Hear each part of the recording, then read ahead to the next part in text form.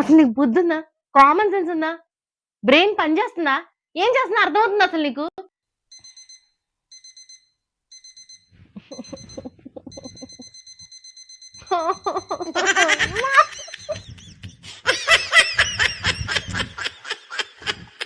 అసలు ఎవడరా నేను తయారు చేసింది? ఎవరు? నీకన్నా మా ఇంట్లో మా అమ్మే నయం. అమ్మ ఒక్క 5 నిమిషాలు పడుకుంటానమ్మా అంటే కనీసం పావుగంట గ్యాప్ ఇచ్చి కొట్టడానికి వస్తుంది.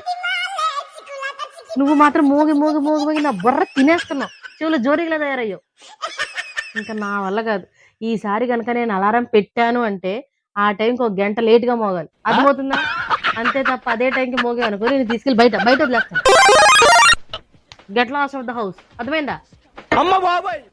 ఇదిగో అర్థమవుతుందా? మళ్ళీ చెప్తున్నా, ఈసారి నుంచి టైంకి మోగానుకో నీకు నాకు ఇంక సంబంధం లేదు. ఏదో అలారం మోగినట్టు ఆ ఒక్క మాటతో లేచి 2 జేబుల్లో చేతులు పెట్టుకుని నడుచుకుంటూ వెళ్ళి బ్యాటరీ అయిపోయిన అలారం లాగా కామ్ గా ఉండాలి.